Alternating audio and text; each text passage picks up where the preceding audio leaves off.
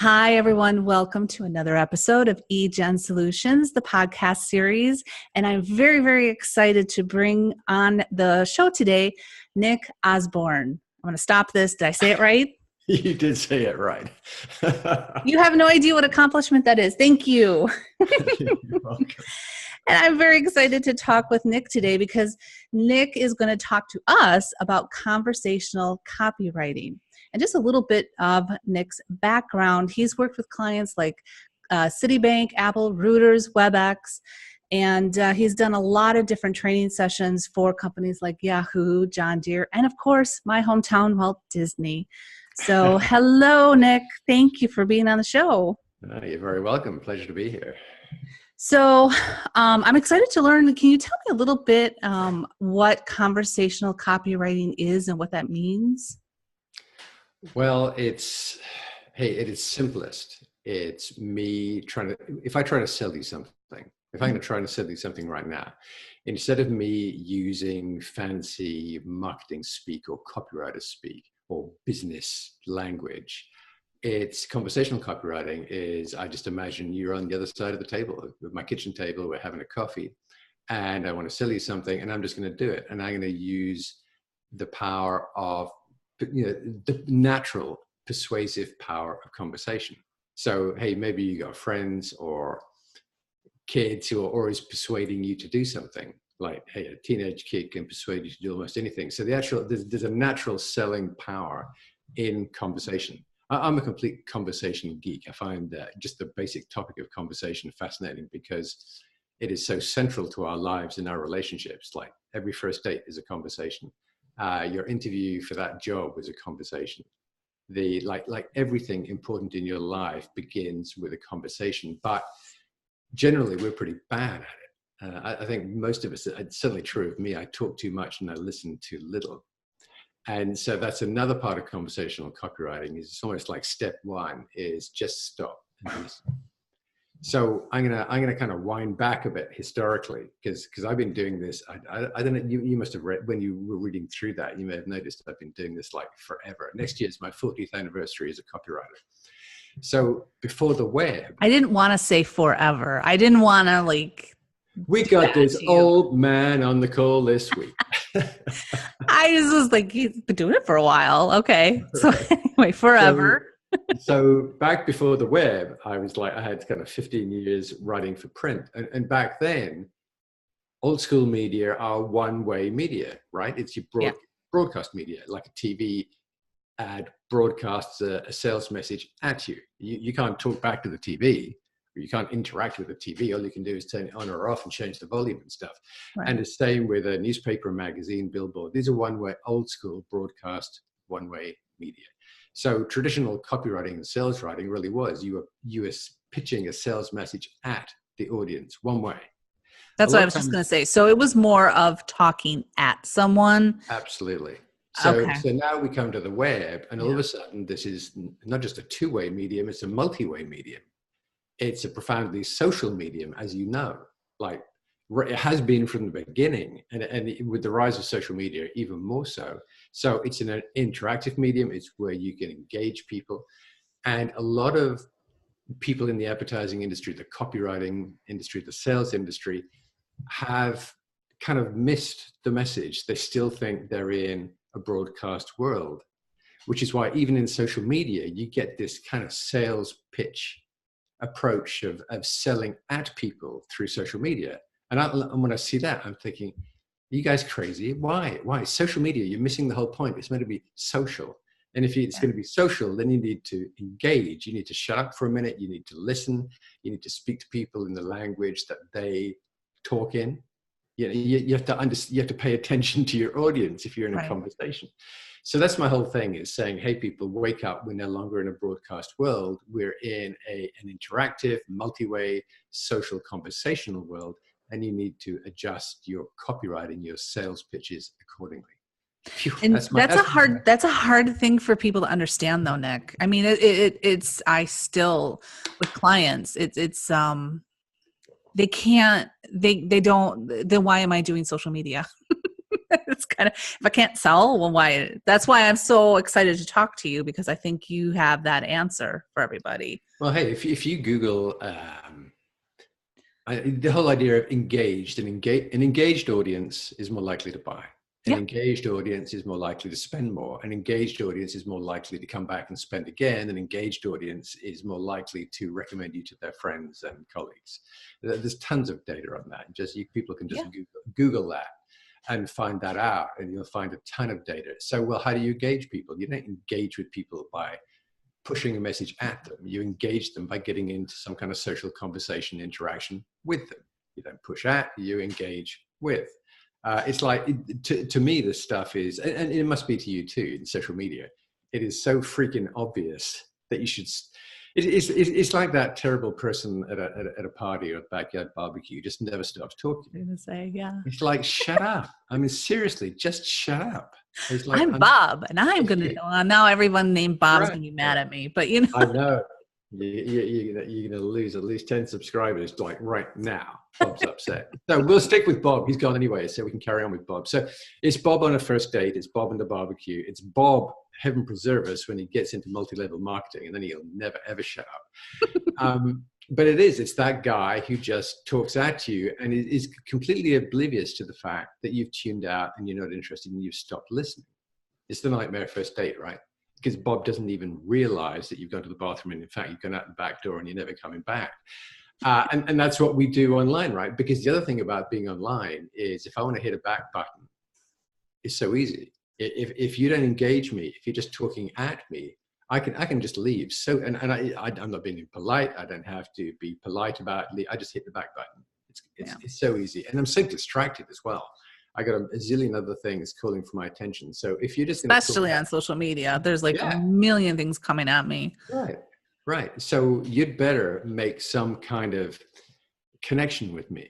You better engage with me. You'd better touch me emotionally in some way. Make me laugh, make me smile, make me angry, make me happy, make me sad, whatever. Like, touch me.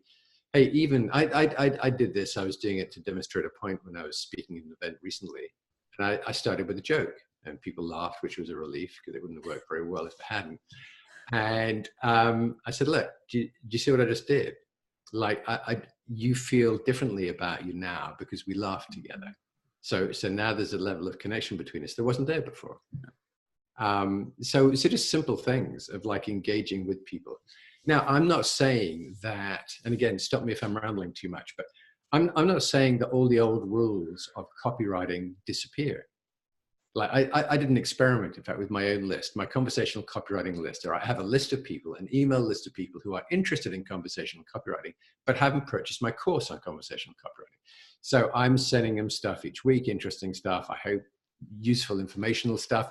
But I'm also saying, in not all of those emails, but in some of them, hey, don't forget to buy the course. Mm-hmm. All right, I want them to buy the course, because then they get in there and there's a whole different level of engagement inside. So I did an experiment with them. I said, look, you know those awful emails that come in and say, you got 6 hours, last chance, or the price doubles at midnight tonight. You know, the last chance email. I said, I could do that to you, but I don't really want to. So let's just pretend I've done it. And go in and buy it, because you're going to get a lot of value out of it. So I sent that email, and like one person went in and bought it. The next week I wrote back to them. I said, okay, I was nice. Last week I was nice. So this week we're going to go old school. Now, I was still talking to them in a conversational way. I didn't change my language, but I just said, we're going to do this thing the way you get it in your email box every week. Because in fact, the price of the course is going to double at midnight tonight. And I said, it really is. So this is it. This really is your last chance. I'm not kidding. I had like 20 purchases. All right. So, which for me is a lot for that course in a day. So, and then the next week I write back and say, well, there's an interesting lesson. It's like, just because we're conversational doesn't mean to say we stop using some of the techniques that we know work in copywriting and selling. But even when we use that technique, I don't have to pretend to be someone else. I don't have to change my language. I can still chat. I can still talk to you in the same natural conversational voice. And also, I'm being totally transparent. I said, okay, here's what I'm doing. We're going to do this experiment. Didn't work. Okay, now I'm going to go. So I was telling them what I was doing. I wasn't trying to trick anyone. I wasn't trying to manipulate anyone.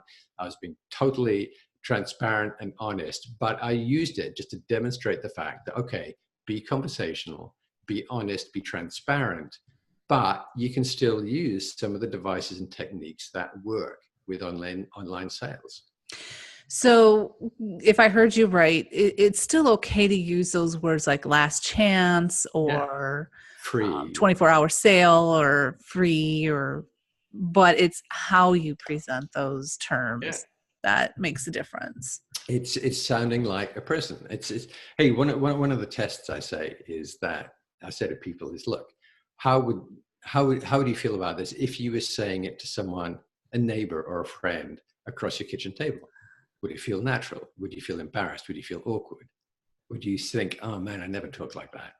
Hey, I'll give you an example, because I read a blog post this morning related to this. Can I read something out to you? Yes, please. All right. So I was going to give you an example of a timer, but I like yours. Go ahead. Oh, all right. Because no one ever, you know how those timers, like, I don't know if those work well, but you always see, like, I don't never hold up a timer. And I'm like, you got 4 minutes to sign up for this. And then you close off you empty your cache, you go back to the page, and you're back at the beginning again on the timer. Oh, really? I've never done that. Yeah, they're kind of sneaky. Not always, but sometimes they're a bit sneaky. But I have a timer on my website. Now I'm going to have to change that. But for That's what made me think. See, you're making me think. I appreciate that. It does work. It does work. So you just got to do it in a way that feels Jen, that it feels, hey, this is cool with me. This is cool with you. We know what we're doing here.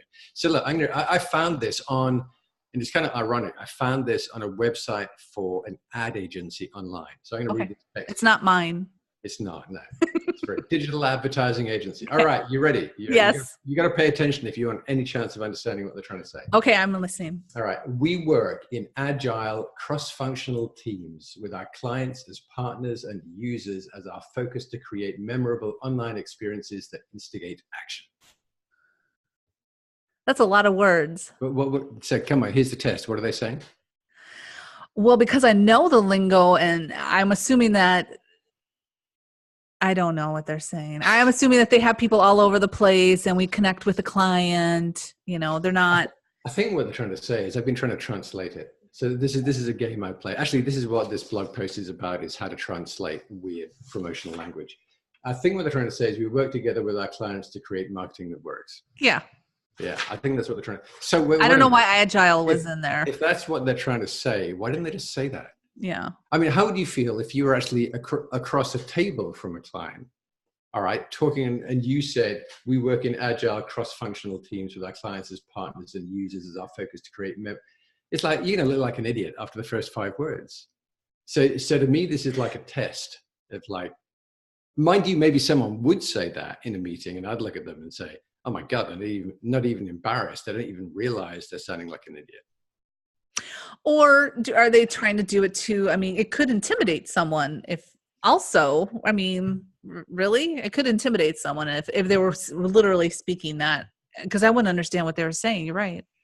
It's like, so, I mean, that's like an extreme, actually. But there are worse examples than that. But the point I'm trying to make is that. Right. No, you're right. You're 100% right. Whenever you write something, ask yourself, would I say that to someone across my kitchen table over coffee? Is that the language I would use? Yeah. Is that me? All right. So there was this book written years and years ago called You Are the Message. All right. So if that is your message, if you talk like that in your advertising, that's who you are. You can't pretend to be, if they become a client, you can't pretend to be something different. You are the message. Right. Like the way you sound in your marketing is how people will perceive you as being.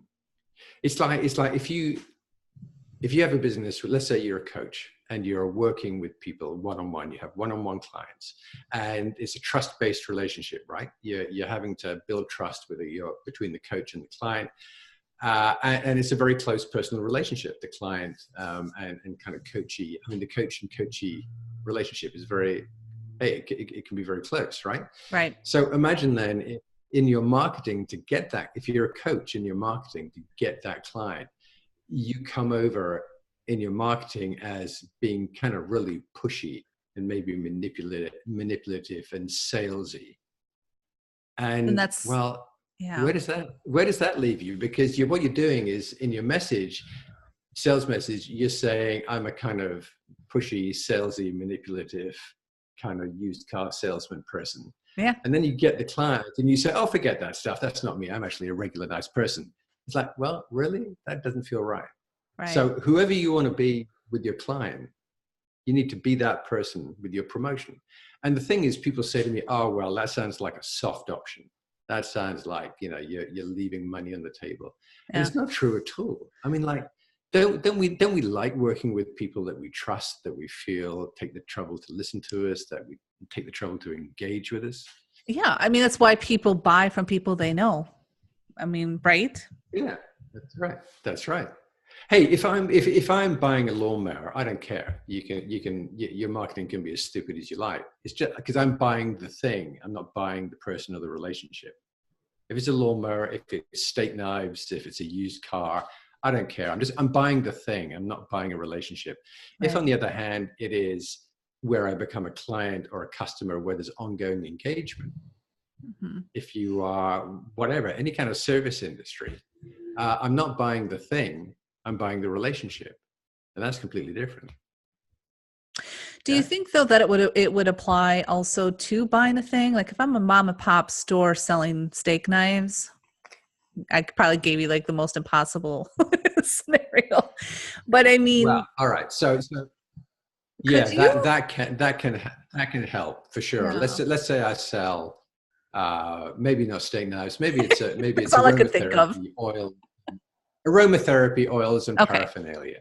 All right. So yeah, it's a thing, but in fact, you're right. I can, if I'm selling that online, particularly if I do stuff like a bit of video and maybe I do some training, like how to make your own aromatherapy candles. Here's our free class or whatever, where I step out in front of the curtain and I engage with the audience. Then absolutely, that can be super powerful. But again, what's happening there is that people can buy that aromatherapy stuff from anywhere, but they buy it from you because they now have a relationship with you. They trust you. They like you. They appreciate your generosity and teaching them, answering their questions and teaching them how to do stuff. Right. Yeah. So you're right. It can be a thing particularly, I guess, if the thing is a bit of a commodity and where the seller is saying, you know what, we're going to base this around a relationship rather than the thing itself. Buy your aromatherapy stuff from me because you trust me, because you know me, because we talk, we interact. Yeah. So, I mean, that's really what we do with social media too, is get to know the person behind the product in certain cases, if you are selling a product. In some cases, it doesn't work. Sometimes it is just the product, depending on what it is. Right. But, yeah. And that can, hey, I think Burt's Bees does a reasonable job of this. So they're selling lip balm and creams and stuff. It's things. But maybe less so today, but certainly in the early years of Burt's Bees, there was this story. There was the origin story of where Burt's Bees came from. And they had that. And I've noticed even now on their Facebook page, they actually bother to respond to comments, which a lot of companies don't. They just use Facebook as a broadcast medium. People attempt to interact, and there's nobody there on the company side answering comments. That happens a lot. Yeah. Happens a great deal, and that's where companies make the mistake of saying, "Oh, social media is just another broadcast medium." Well, no, it's not. You're being crazy because you're misunderstanding the fact this is a relationship building medium. It's an interactive medium, and when people take the trouble to, add a comment to your feed, you should take the trouble to answer that and engage with that person. So yeah, there's certain companies that do that well, but I think most do it really badly. Yeah, I would agree with you.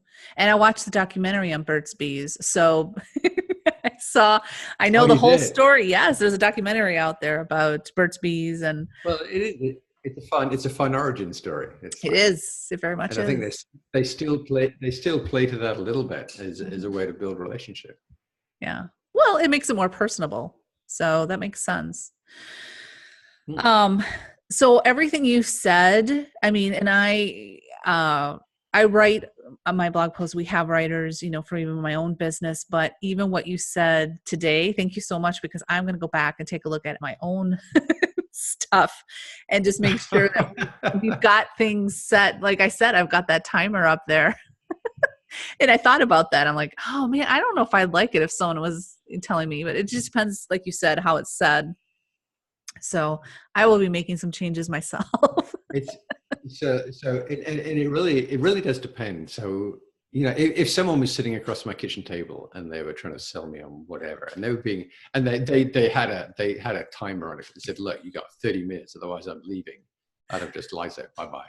It's Let just me like, help you doesn't open. work. I'll open the door and help you. That said, I was talking with a guy, actually it was on a podcast, and we finished the recording and we started talking about, he started looking at my website and business, and he was saying, oh man, I think I could help you with some of this stuff. And anyway, he like sold me. He pitched me, like we'd finished him.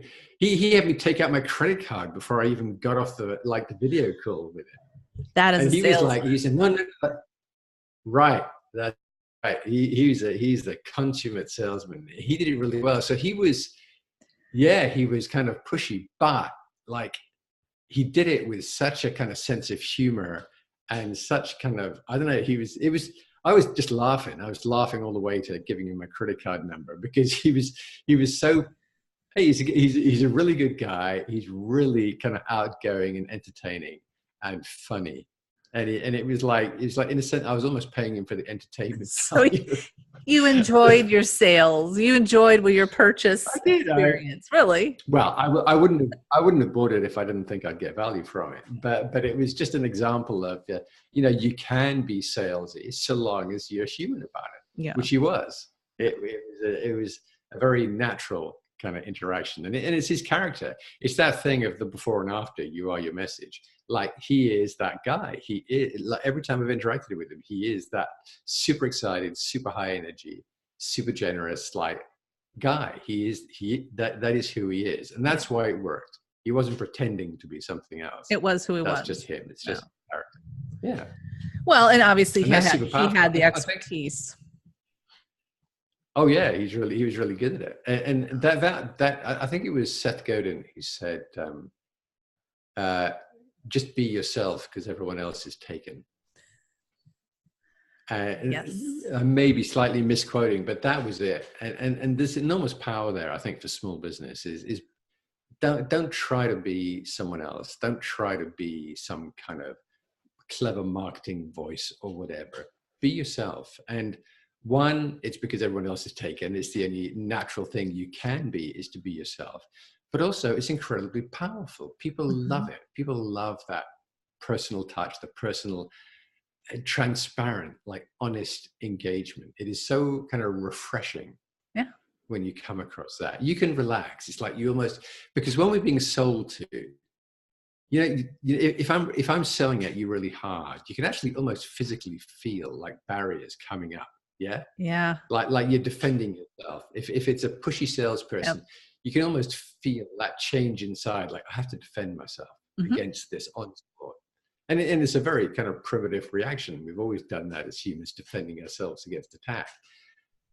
But when you do the opposite, when you're open and transparent and just yourself, there is that sense of relief. Like, oh, okay, I can be open to this. I don't have to defend myself. I can listen, because this person is not being pushy. They're not being manipulative. They're being open and honest and transparent. And that's ultimately what conversational copywriting is all about. That's the approach. But I think that feeds into social media too, because especially in this era of fake news, it's very, very important to be more transparent. That's why video is doing so well. And it's just that openness. And I want to see who is behind a business. So I love when companies kind of embrace our suggestions with that, as to who's the CEO, who's the person taking the parts orders, who is the person that's customer service, who's the receptionist. I love putting those on there. And I cannot tell you, when we do that for clients, that gets a huge response. People like to see that. And so we tell stories with the staff. Yeah. And so story is part of that, because story is, hey, if you go into a bar, go into a coffee shop, and like if you're listening on conversations between people, half of those conversations will include a story of some kind. Hey, did you hear about such and such? Or let me tell you what happened at the weekend. Like, everyone's telling and sharing stories. So yeah, and in social media, absolutely. And I love that idea of, I was recommending to a company ages ago that they, actually a story came out of, in the company, it was the lady at the till, and she realized that a mother was she had 2 babies and she had all these bags.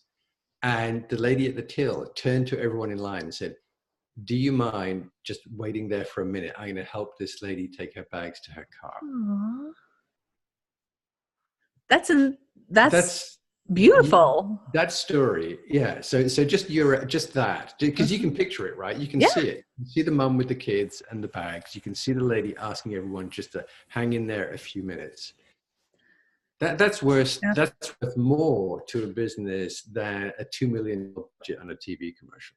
You think? All right, because it's human, it's emotional, it's engaging, it's real. It's not kind of made up, clever marketing talk. It's just humanity. It was authentic. It was authentic kindness.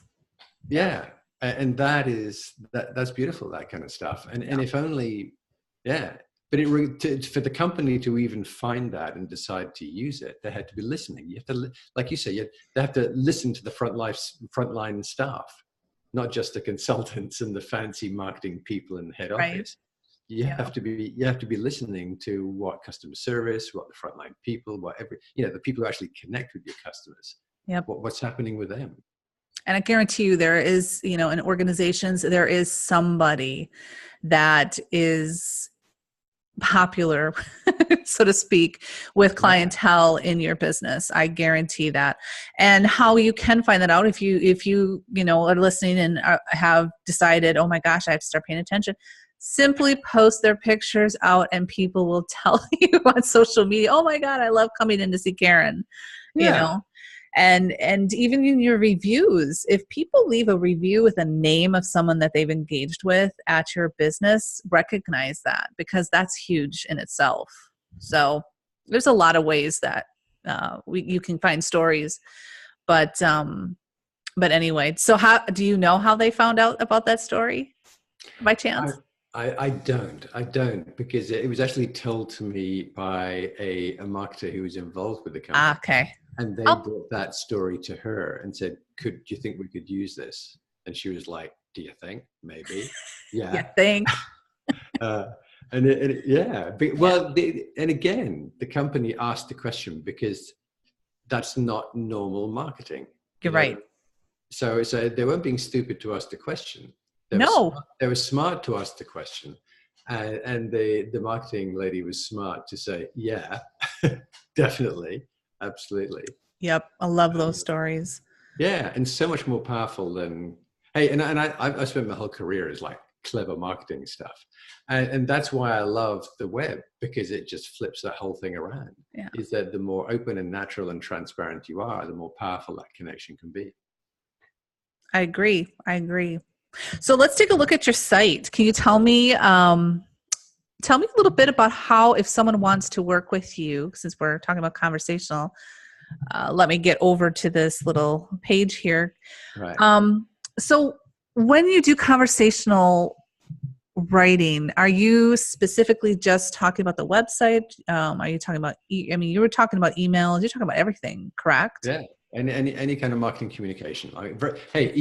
Social media clearly is a natural for conversational writing, as is email. But even on your website, why pretend to be someone different on your website, particularly if you're a smaller sized business? There's the website. You can go up to, you can just sign up right there and get yourself that free guide, the 5 quick and easy ways. And there's a series of videos. And if you do give me your name and email address, I promise I will not be pushy and shouty and manipulative. Even when I send you emails, you can see when I send you emails the conversational tone that I use. I love to hear from people, so I always include my email address in those. In fact, my email address is nick@conversationalcopywriting.com. You can also, there's a blog there. I put up a fresh blog post once a week. So there's dozens and dozens of them there. And I give away a ton of kind of advice and help just in the blog posts. But they ultimately, somewhere down the road, there is the course for people who think that, hey, I really want to learn this stuff. So yeah, some of my blog posts are an interview. That's an interview with Drayton Bird. So Drayton Bird's a character. I've been doing this for 40 years. Drayton Bird. We didn't have to say how many years. Drayton Bird has been a professional copywriter for 62 years. Oh my goodness. Okay. And he is like, he can work you under the table. He can work me under the table. He is Really? so full of energy and enthusiasm. So that's, yeah, you definitely should go and read the Drayton Bird interview. So some are interviews, some are, yeah, what's that? You were scrolling down there. Oh, I'm sorry. I forget. I always forget. I'm like, I get engaged and I look and I forget, oh, we're recording this. All right. That's what I was looking at. Yeah. Right. So this is so I'll put in some practical. Oh, and I apologize for those people who cannot see or who are not on video. We're going down to Nick's blog post, which says 5 ways to improve the homepage headline for your high trust business. Right. So I'll do some more practical, kind of helpful posts like that. Yeah. So there's the blog post, there's the download, and down the road for people who are really interested in pursuing this, there's a course. So that's awesome. So obviously, as a copywriter, you do a lot of blog posts and writing. I'm jealous. Yeah, I'm jealous because that's a tough thing to keep up with. I was working it out since, so I started working full-time writing for the web in 1997. And between then and now, I've written over 5,000 articles and posts. Oh my goodness. Yeah. Crazy, right? Yeah. Well, so now you and I met a long time ago. I don't even know how long it was. We were, you had a site called Coffee Detective, I think at the time. I still do. It's kind of do you have it? It's a hobby side about coffee. I don't work as much on it as I used to. Yeah. But yeah, because you love coffee. You're very good with coffee. I do love coffee. Yeah. Yeah. So you were doing the social media for that event. Yeah. And I went there as media, as a yes, that's how I found you. You were an influencer for us. That's right.